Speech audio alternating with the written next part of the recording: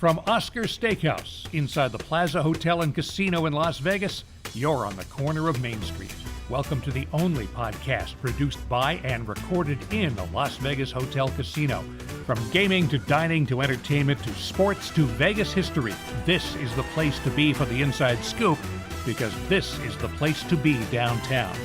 Now, here's Plaza CEO Jonathan Jossel.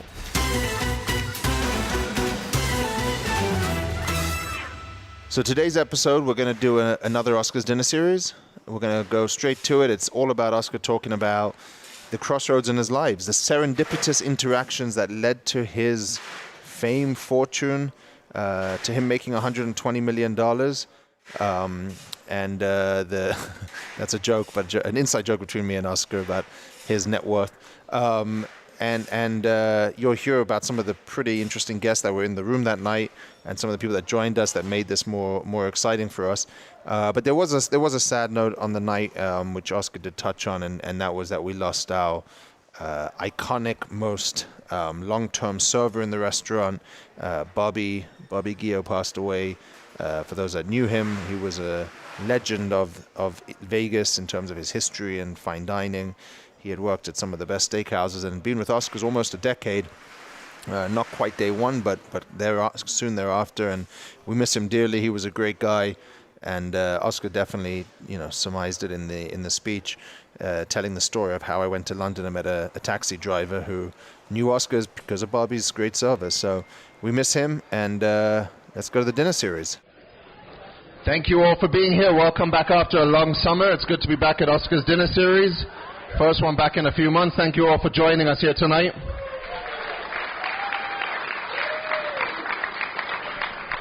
As always, I appreciate everyone coming. If it's your first time or if it's your 10th time, these are special historical evenings. Oscar puts a lot of work into it. Tonight we're talking about to be or not to be. I don't know what that means, but he's got about a nice presentation, and we'll do Q&A at the end as always. So if there's anything you want to ask about any subject, feel free to do that. I want to welcome everyone and then also mention a special thank you to our Oscars team, Yvonne, Courtney, Ryan, Gil over there, Sarah. Thank you guys for all your hard work, and the chef, thank you guys. And also welcome to Nico, our new AGM. These are not easy events to put on, so the team does a great job, and I appreciate you all. I want to recognize a couple of people in the room, if you can have a quick minute. Welcome to Weldon.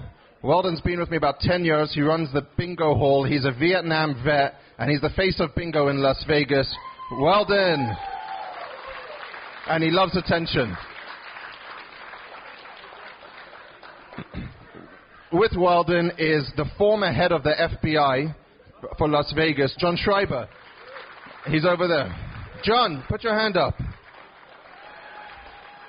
John potentially is wiretapped tonight. Oscar thinks he is, but we have a former head of the FBI here.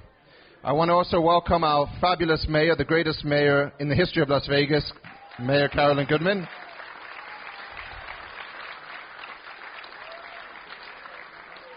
And of course, Brian Knutson and Councilman over there. Thank you, Brian. Thank you, Councilman, for joining us here tonight. And lastly, last time we were all here for a dinner series, we all celebrated and cheered. The Golden Knights had won the night before. I want to mention George McPhee's here with us tonight, the brains behind the Golden Knights in many ways.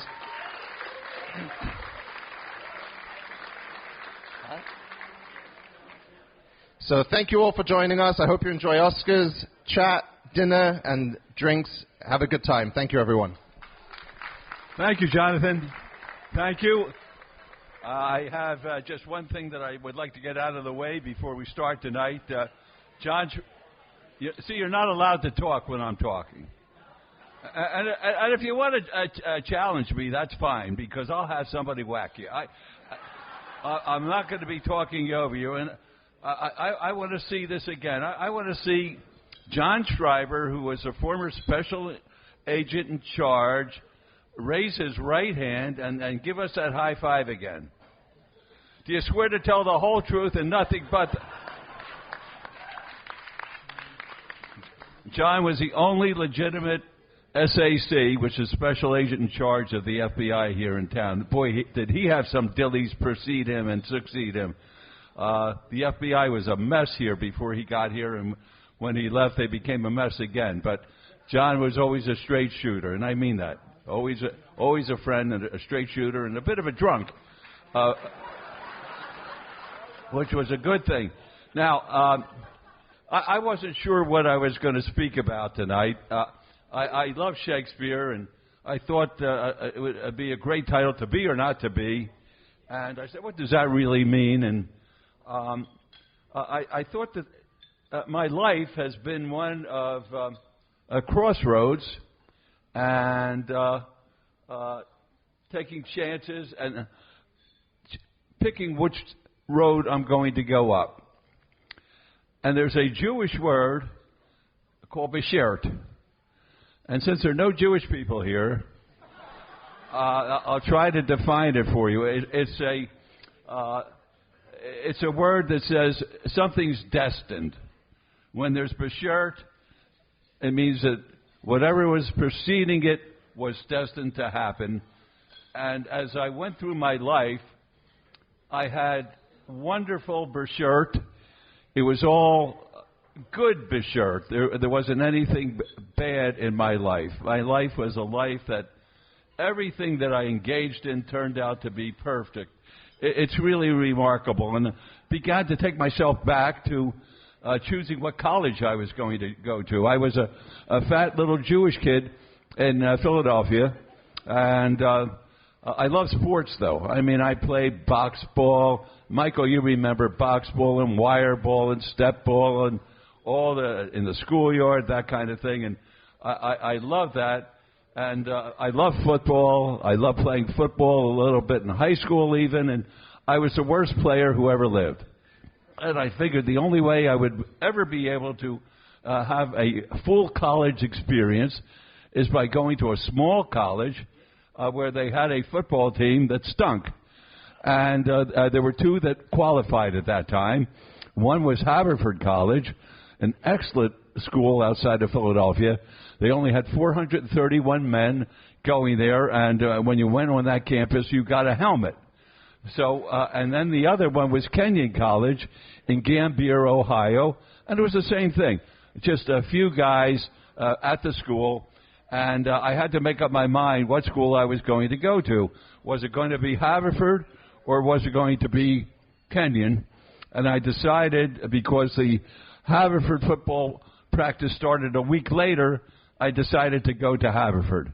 That's what made that decision. Now, what happened as a result of that, and it would not have happened if I went to Kenyon, is I met the most beautiful girl in the history of the world. You could still tell. She'll deny it, but for a mature woman, she has the most beautiful legs still, and I'm still in love with her legs. And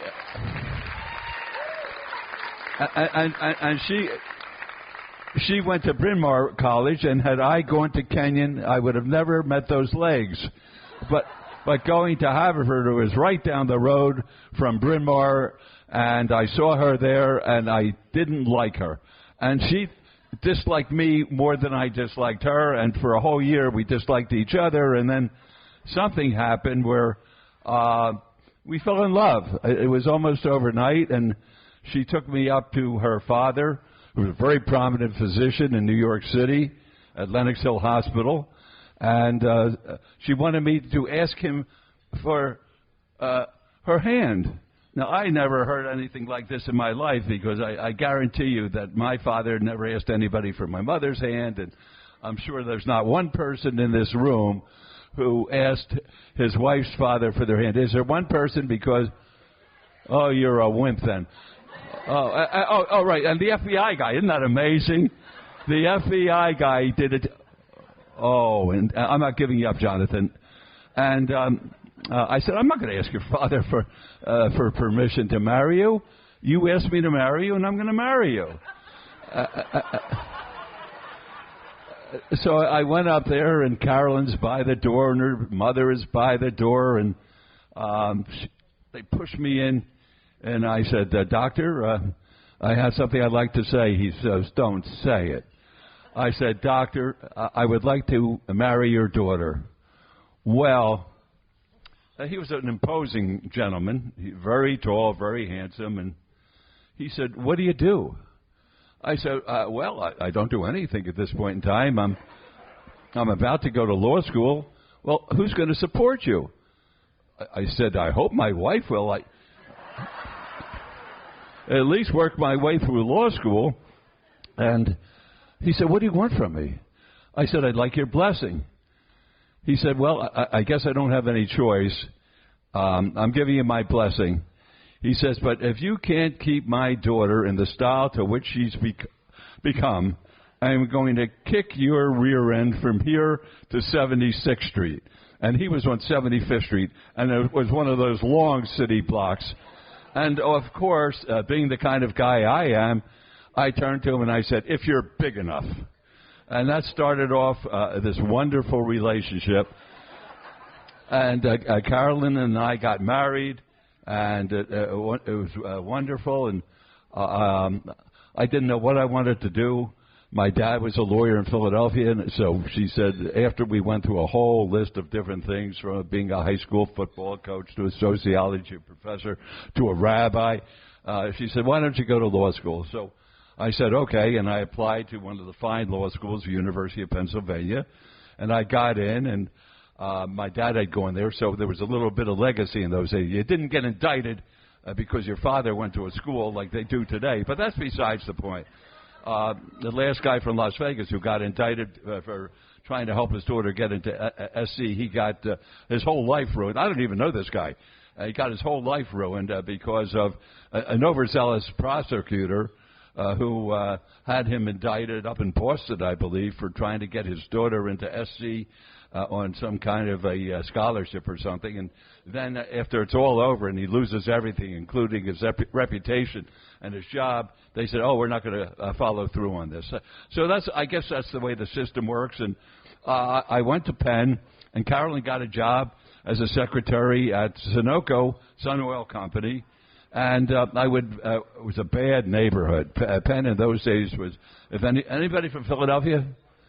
Okay, well, in those days, I'm talking about in the 60s, early 60s, it was a horrible neighborhood. And somebody talking? It was a horrible neighborhood, and she had to have mace when she got off the bus from her job, and I would meet her, and it was just a bad situation. But we were able to get through that. But I started to feel bad. Here I am, a grown man, having his wife support him, and I hated law school. Haverford was great. It was like the Elysian Fields. I studied philosophy and sociology and English literature, and I wasn't smart, but at least I was enjoying it, and I was learning. And I said to Carolyn one day, I can't do this. I just can't go to law school. All these guys, all they want to do is be corporate lawyers.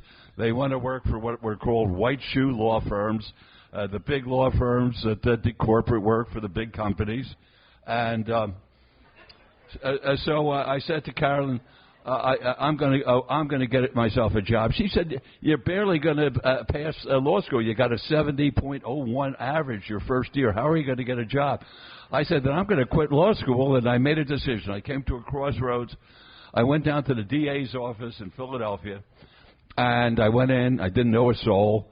I knocked on the DA's door, and I said, "Mr. Crumlish," that was his name. I'm glad it was his name. If I called him Crumlish, how about if it was Johnson? It would have been horrible. I said, "Mr. Crumlish, I'm going to Penn Law." He said, "Wonderful school."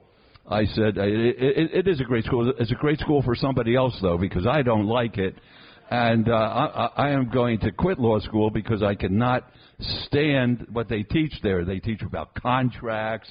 They teach about real property law. They teach you about business law. I said, I hate it. I want to learn about criminal law. I want to learn about civil rights. And he said, "What can I do for you?" I said, "I would like a job as a clerk in your office."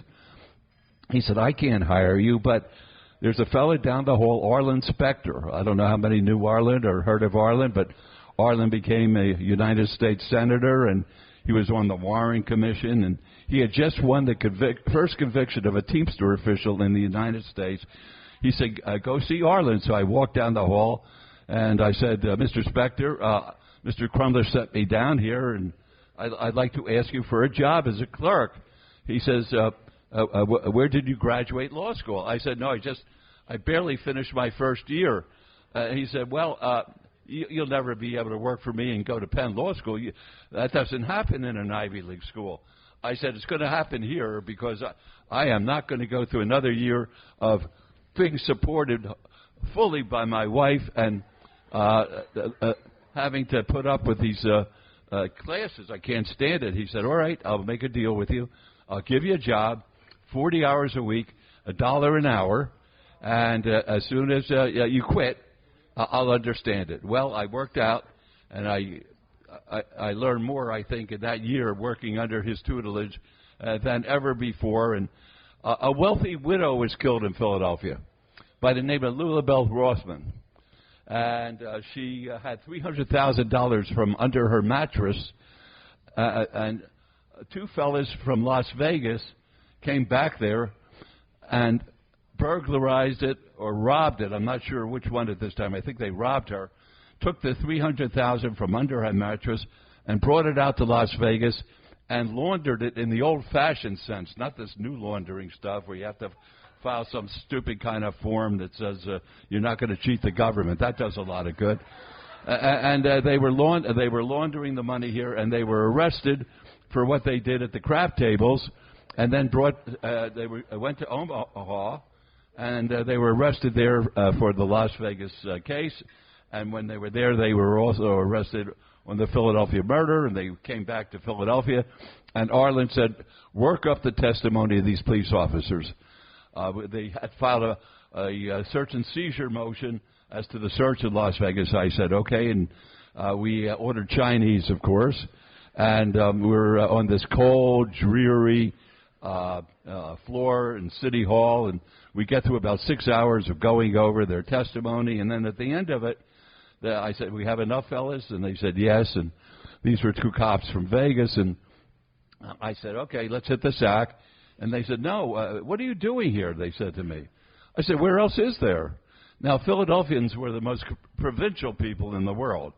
I mean, almost as bad as Delawareans or whatever people from Delaware are called. And in order to psych yourself up to go to Atlantic City, which was 60 miles away, it took you months to get that in your mind. And if you're going to go 90 miles to New York City, it took you about a year and a half to plan that trip. And I said, well, where is there other than Las Vegas? And they said, Las Vegas is a great place to go to. So I went home that night, and I woke up Carolyn, and I said, sweetheart, how would you like to go to the land of milk and honey? And she says, I love you, Oscar, but I'm not going to Israel. So I made the choice that we were going to go out to Las Vegas, and we got a junket, and we went out on the junket, and the poor thing had mononucleosis. But it wasn't that bad, at least not for me, it wasn't that bad. And we stayed at the old Flamingo Hotel, and Jimmy Blake was the...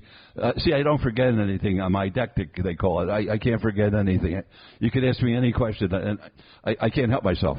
She wakes me up every morning about 2 o'clock and asks me a question. Like she says, now what was McPhee's position with the team? And I have to tell her what George McPhee is doing at 2 o'clock in the morning. And I tell her, of course, and I can't get back to sleep. Like she has a sound sleep after that. So she says, please don't start this Israel. I said, no, Las Vegas. I said, all right, we're out here, and I went downtown, this very downtown, and they had little storefronts on 3rd and 4th Street where the lawyers had their office, and all the lawyers worked on Saturday and Sunday. I mean, that's the kind of town it was, and people came in and they talked, and it was a nice town. And I went from law office to law office, and I said, if you were a young lawyer, would you come out to Las Vegas, or would you stay back in Philadelphia where you know people and your family is? They said, absolutely come to Las Vegas. So I went back to Carolyn, and I said, we're going to move to Las Vegas. Well, on the plane ride back, and this is the truth, You don't have to believe me, but Carolyn will tell you it's the truth. A fella starts talking to me. He's across the aisle, and she didn't want to sit next to me because she had mononucleosis, and didn't care who she sat next to. That wasn't her problem. And he says, "What do you do?" I said, "Well, I'm going to be a lawyer." And he says, "You know, we have a place for you." I said, "A place for me? What do you have?" He says, "We know all about you." I said, "What's there to know about me?" He says, "We've checked you out." And I said, "I have no idea what you're talking about, buddy, but what do you want from me?" He says, "We'd like to make a proposition to you." And I said, "I have really, what would you like?" He said, "We want to take you to New York City, and we want to show you what we have." And here, we had $87 when we got out to Las Vegas between us, and that's the truth. We never saw any kind of real money. And he takes me down to Central Park West. There was a round building there. Did it have a name, sweetheart?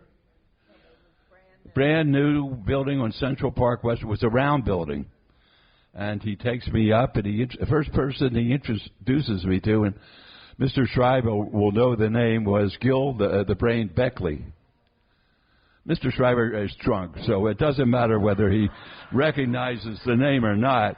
But Gil Beckley, I find out, was like the bookmaker of bookmakers, and they don't know where he is now. His head is someplace. I think they found his head.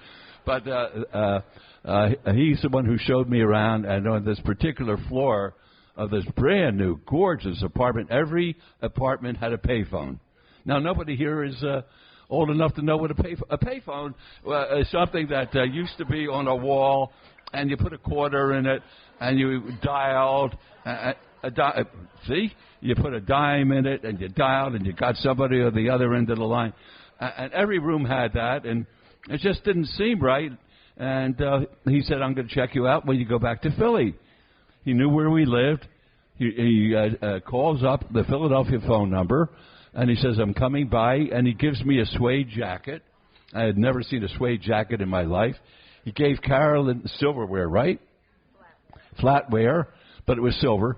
And it was pretty awesome because these were expensive things. And he says, "We'd like you to come and work for us. And if you don't like it after a year, you could just leave, and no hard feelings, no problem at all." And then he left, and he made 2 or 3 trips like this, and it was very tempting to me because, I mean, it was a job. They had a lot of money, obviously, living in New York City in a beautiful new apartment, and we talked about it, and he said, "This doesn't sound right," and we passed. Now, that was another crossroads because I'm sure that had I worked for this fella's outfit, I would have been probably the number 2 bookmaker in New York City by the time the first year went by. And we passed. There were no hard feelings. He did exactly no hard feelings. And then I got a phone call from Arlen, and he said, "Come on back to Philadelphia." Another crossroads. I've just been elected district attorney of Philadelphia, and we had such a good time together when you were my clerk. I'll make you my first assistant, which was a big, big deal. It would have paid about $1,300, and I was, as a clerk out here in the civil division of the district attorney's office, waiting to take the bar, which was only given once a year. I think I was making about $400. So I said to Carolyn, "What should I do?" She says, "It's your choice." And at that crossroads, I said, "No, we came to Las Vegas. We're going to stay in Las Vegas."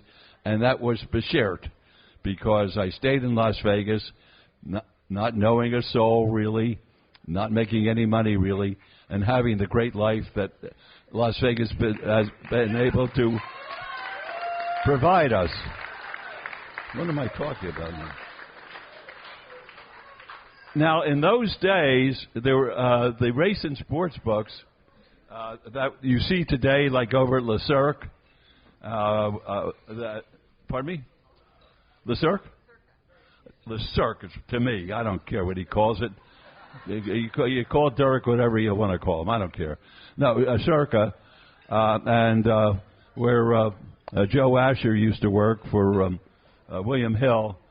They were not existed at the time. These were the same kind of offices that the lawyers had, the little storefront offices, and there was a raid of the Rose Bowl Race and Sports Book, and I had just won a case involving a bartender at the Golden Nugget down in, he called Miami with the line information, and I went down there, and I was fortunate enough to be around some of the great lawyers in the country, and my client got severed out of the case, which means they tried him separately than the other defendants. All the other defendants being represented by these great lawyers, they were found guilty, and my client was sent back to Las Vegas, and they never tried him again, and the word went out, Oscar Goodman's a genius. He won the first wiretap case in the United States. Had nothing to do with a wiretap. Had zero to do, but they said he's a great lawyer. And then the next phone call I get is from Jay Sarno, who had been doing business with Frank Rosenthal. And Rosenthal told Jay Sarno, who was really the architectural genius of Las Vegas. Everybody says it's Steve Wynn. It wasn't Steve Wynn. It was Jay Sarno. He's the one who designed Caesar's Palace, and he had Circus Circus, and the fellow who had the gift shop there was a fellow by the name of Tony Spilotro, and Tony Spilotro had bought the gift shop for $70,000. And the gaming authorities said they did not want Spilotro would come out from Chicago to be around the hotels, and Sarno better sell or buy the gift shop back, or else Sarno's going to have problems. And Sarno came to me, and he introduced me to Spilotro, and Rosenthal said, "This is my friend." So I got to know Rosenthal and Spilotro, and Sarno paid them paid Spilotro $700,000 on that $70,000 investment, which is pretty darn good, and that's how I became to represent both Rosenthal and Spilotro, and they're the two characters, if you haven't seen Casino, that are played by De Niro and by Pesci, and every time you do see... Are people talking, or am I just hearing this? Oh, they're eating? Well, stop eating then. No, I played myself in the movie Casino, and they were the characters depicted by De Niro and Pesci. And Spilotro got arrested for murder, and he said, "Call Rosenthal, and he'll be a character witness for me." So I said, I'm not sure he'll do that because he's working at the Stardust now. He said, "Call him, he'll be a character witness," and he was, and got Spilotro released, and because of that was a crossroads, because I said to myself, I'm representing a certain kind of person, at least whose reputation is not necessarily pure, and do I want to represent people like that, or do I want to represent average Joes in criminal cases and any other case? Because I had a little sign in my office that said, and this is good for the lawyer back there, it said, where there's a fee, there's a remedy. So whatever walked in the door, I'm happy to do it, but I began to represent bookmakers all over the country. Then on December 12th of 1970, there was a simultaneous raid in 26 cities around the United States. I represented people because bookmakers talk to each other. They're in the business. They all share stories with one another. And 19 people who were subject to arrests and searches at that time were of Italian derivation. All their last names ended in vowels. And I was hired by 19 out of the 26 cities. So right off the bat, they say this guy's a mob lawyer.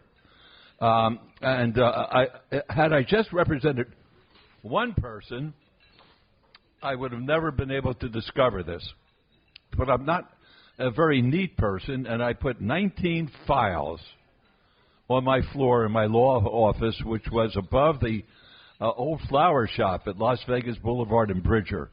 And it was a great shot because the roses and the flowers, they wafted through from the first floor up to my office. It was almost like The Godfather or something. And I had all these files around the floor, and one of the clients who had been arrested and under indictment, subject to these wiretap orders, said, "Oscar, look at this." I said, "Look, I'm busy." It was a very bad habit of mine, not listening to anybody. He said, "No, you got to look at this." And I said, "Don't bother me. I am busy working on these cases." And he says, "You'll really want to see this." So he gets up one of these orders, and I'm looking at it, and it bore the signature Will Wilson, who was the Assistant Attorney General of the United States in charge of the criminal division. There were 9 Assistant Attorney Generals, plus the Attorney General himself, who was John N. Mitchell, and one of them had to authorize the wiretap. And I'm looking at the signature, and the signature does not look like the other signature, and then the signature here doesn't look like the other signature. And the time I was through, I subpoenaed John Mitchell to my law office for his deposition, and he was the most arrogant human being who ever lived. He came into the... Did you know him, John? Yeah, okay. You better take the fifth.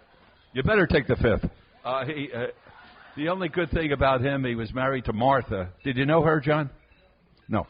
Well, Martha tortured him, which was a good thing, because a guy like Mitchell deserved to be tortured by a torturing wife. And I love it when husbands and wives hate each other. And this is a situation where they really hated each other, and he didn't want to answer the questions in the worst way, but finally I got him to admit it wasn't his signature, it wasn't one of the authorized people, and I got all 19 cases thrown out.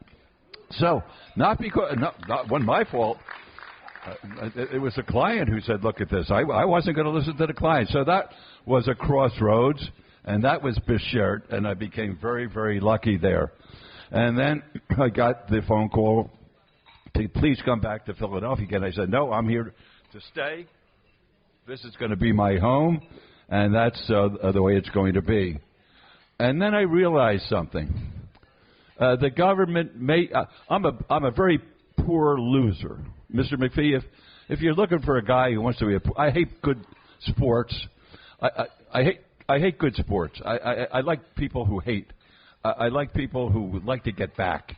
I like the people who crow, who make the other side eat it, okay? And that's the way I figured I would have to practice law because of this particular case. I'm representing a fellow by the name of Ruby Goldstein. And Ruby had a stammer.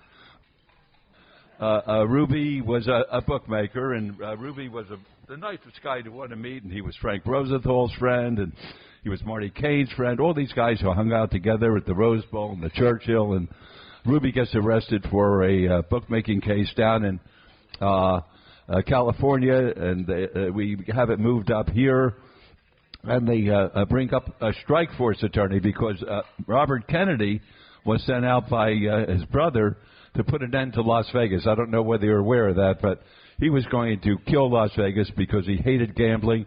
That Robert did, and felt everybody associated with Las Vegas was going had to be crooked, and they were no good. They were members of the mob, and he was going to put the mob away all by himself. And he set a fella by the name of Dick Crane out. Now, I'll just give you an asterisk here because as I sit here today, Dick Crane is a friend today. Back then, he was an opponent. And Dick Crane, this is not for the women. Hold your ears, ladies, please. All ladies hold their ears, but Dick Crane's family made the urinals that all the men use in public settings. If you look at the urinal, it says Crane on it. So I hope none of the ladies heard that. If you did, then you cheated, all right? And Crane he was a wealthy fellow. He didn't need the job, and he was hell-bent to putting an end to the mob based on what Bobby Kennedy wanted to do.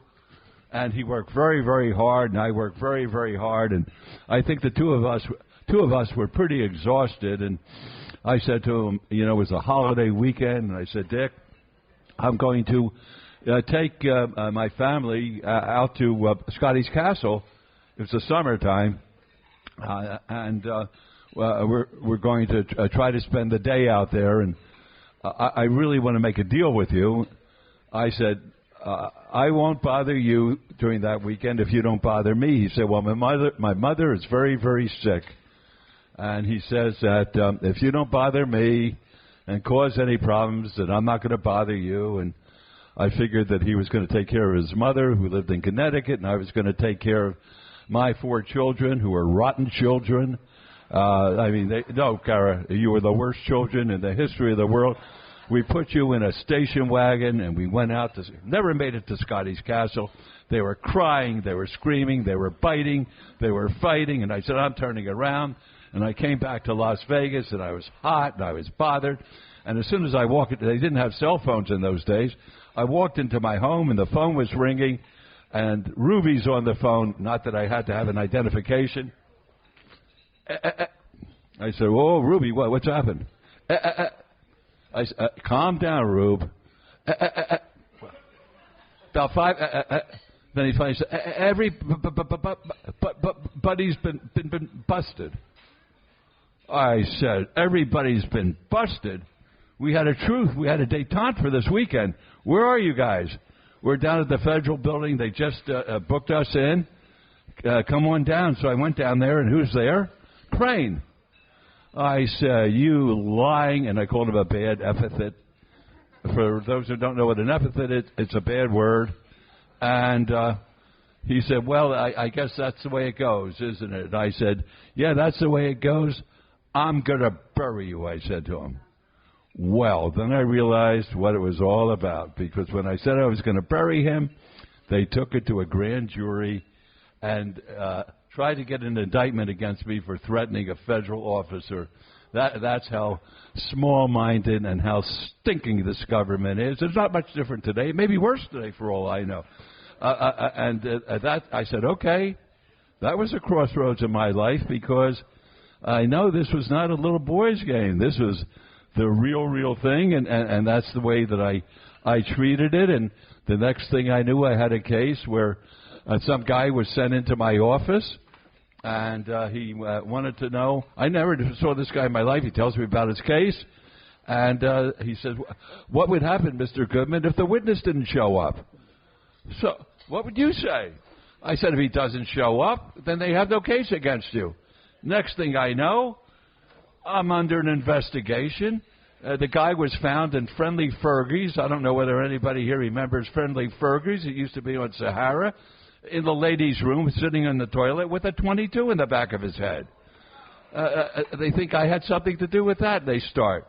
They sent this guy up to try to get me there. And then the next thing I know is my poor client Spilotro is infiltrated by an FBI agent by the name of Bacon, and he comes up and gives me a song and dance, and he says that he's being threatened and that Spilotro's going to kill him, and that I have to represent him. And Tony says, represent him. I said, I can't represent this guy. I have a conflict of interest. They want you to talk about him. That is absolutely out of line. But what I could do is I could recommend an attorney for him. So I recommend him to the 3 finest attorneys in Los Angeles. And the next thing I know, I get a phone call. Mr. Schreiber, was Jim Powers before you or after you? Before. I get a phone call from he wasn't a bad fella. I get a phone call from Jim Powers, the head of the FBI here. And he's sitting in his office, and he calls me up and he says, come over here right away. I said, who are you talking to that way? He says, I'm talking to you. I said, are you talking to me as Mr. Spilotro's attorney? No, I'm talking to you. I turned to Tony. I said, this guy's talking to me like he's talking to you. I said, showing me no respect. And I said, what do you want? He said, you come over here, I'll tell you what we want. So I said, shall I bring my client with me? He said, no, you can leave him back there. So I go over to his office, and who's sitting in the office? I want to introduce you to a fellow by the name of Rick Bacon. And he is not a undercover agent. He's an FBI agent. who's working undercover, and he had infiltrated your client, and we are very concerned about you obstructing justice because you recommended these lawyers to him. And I said, what am I supposed to? I'm the most ethical lawyer in the effing world, I said to him. Are you kidding me? Any other lawyer would have brought his brother in to represent him when Spalato says, get somebody to represent him. And I'm sending him to guys in Los Angeles because I think they'll give him good representation. And they said, if anything happens to this FBI agent, we're going to hold you responsible. And I said, this is a new one on me. I said, now I'm insuring the FBI. I said, go F yourself, F being the F-bomb. And I walked out of there, and they went to a grand jury, too, and said I was trying to obstruct justice. So that's what I was going through wherever I went, whatever I did. It was fighting everybody. I did not mind it. They went to an old client of mine, my first case that I ever had. I represented an African-American fella, and he was charged with murder, and I was the second chair in the case. We lost the case. That night when the jury came back, Carolyn came down with me, and she heard these sobs from the back room, from the cell. And I came out, and she said, oh, boy, your client's taking it very, very hard. And I said, no, that was me crying. And the other lawyer in the case with me, who was a seasoned lawyer, he left for vacation. And I stayed around, and I was able to get the case turned around and walk the guy out a free man, saved his life. And then about 10 years later, he comes up to my office, and I could tell something.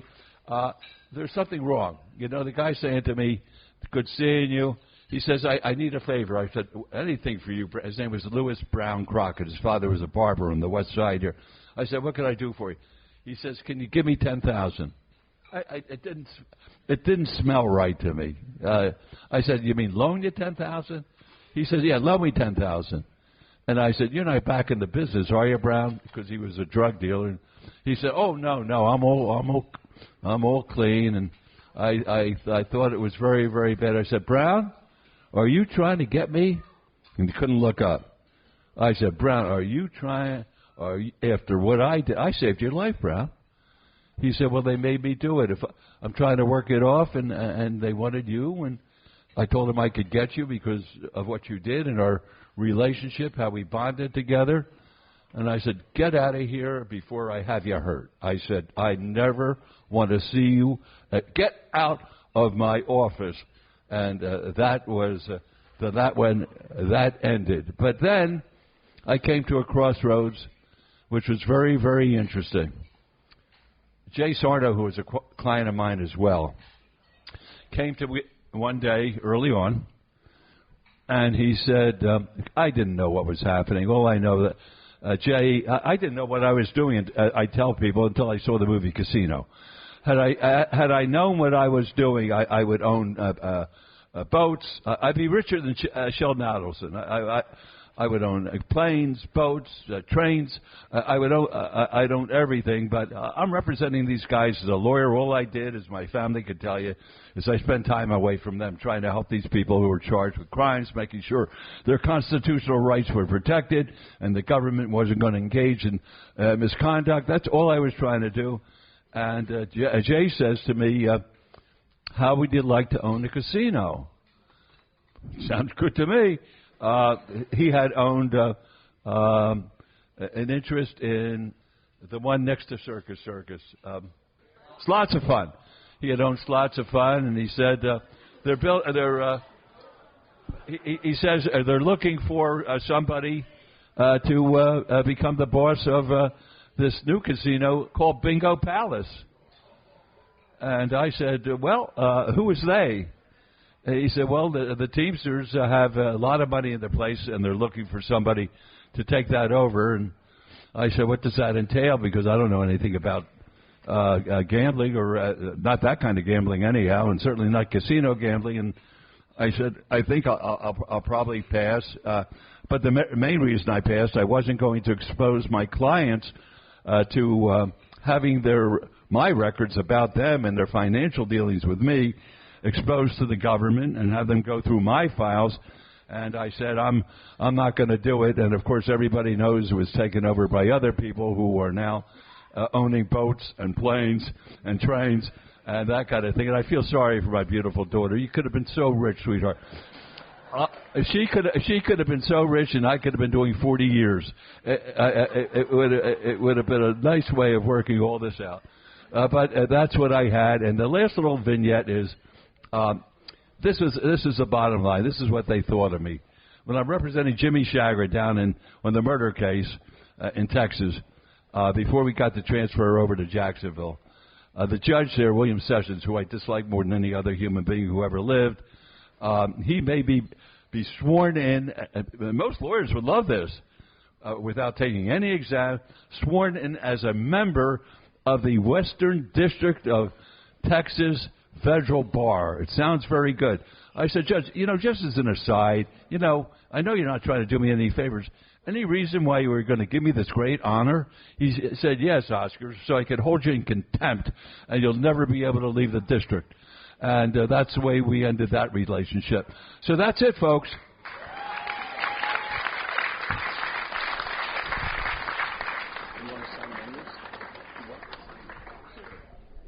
Okay, so we're going to do a little Q&A, but before we get to Q&A, a couple of things.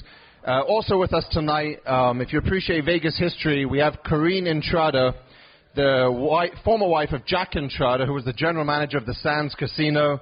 They widely recognized as being the creators of the Rat Pack. Carolyn, put your hand up, say hi to everyone. Carolyn's with us tonight. The question on the table is, Oscar, what makes you excited about the future of Las Vegas? Well, they keep on saying that Las Vegas reinvents itself. It's not a reinvention. Las Vegas is a phenomenal place in the sense that it has people who are ready to take a chance. There's a fellow sitting in the room here who has become a dear friend of mine. I like young people, and I'm the mayor for just a little bit of time, and I was saying that I really wanted to see three things happen in Las Vegas. One, I wanted to have great academic medicine, I wanted to have great culture, and I wanted to have great sports, because every great American city had that. And I said, the place we have to start is in the downtown, because for those of us who lived back in those days, and it's not that long ago, about 20 years ago, this downtown was rubble. This downtown was worse than the gas lamp district when it was at its worst. It had the little bugs flying around. There was no energy. People were running away from it. And I knew that for Las Vegas to really become a major city, it would be like an apple. And when the apple, which was the center of the city, began to rot, and it was really rotten, it would affect the bushel, and then the bushel would affect the part that was successful out on the Strip. And I paid attention to what was happening in the downtown here, and would preach about it wherever I went. And then one day, a fella comes up to my office, and he says to my secretary, I'd like to see the mayor. And she says, you do?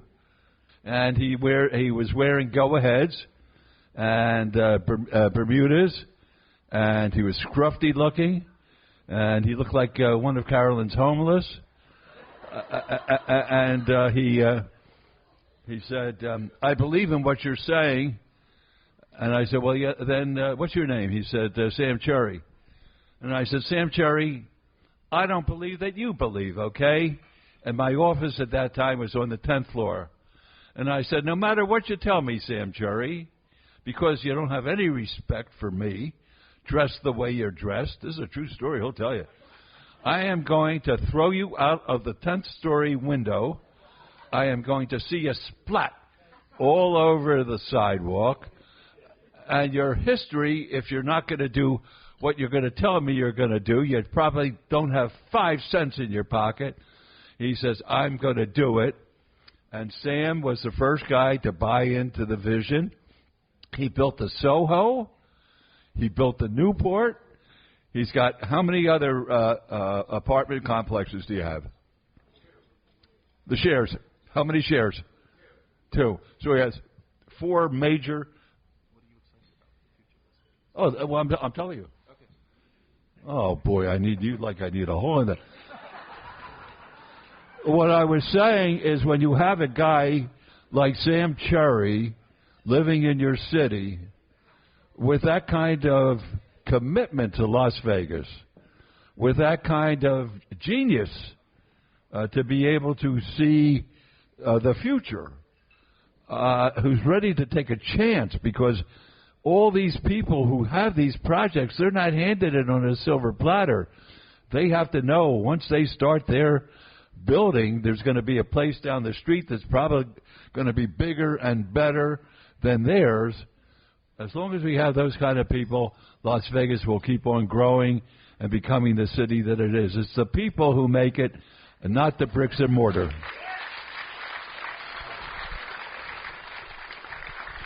You know, I tell it the way Oscar tells it. Now, what can I tell you, right or wrong? But the people who work for Jonathan here as the CEO, and he's the one who really brought this hotel up to the standards that it is now, and it's a great place, has been able to engender a tremendous amount of love and respect and loyalty for what he's been able to accomplish. And each one of these servers here and the staff, from Ryan Rowland, who is the man in charge of all the food here, to our chef, who's a phenomenal chef, and to Yvonne and Courtney, all those who work, and each and every waiter here, there's a love and affection that we all share with one another, and I'm proud to have my name attached to this wonderful restaurant. And there was one fellow who was very, very special, a man whose reputation, because of the way he serviced our clients and our friends who eat here, spread all over the world. And Jonathan was over in London, and he was getting a cab ride from one of those black London cabs, and cab driver started to say he loves Las Vegas, he loves Oscar, and he loves Bobby. Bobby is his waiter, and every time he comes here, Bobby takes care of him, and there's nobody like Bobby. And everybody in this room who's associated with this place knows what he was talking about, because Bobby was a very special guy. Well, Bobby passed away. And I just want you to know that. I didn't want to say it at the beginning because it puts a pall over everything. But if Bobby were looking down, he would tell you that the thing that he missed most was coming to work here, because he loved being with the people at Oscars.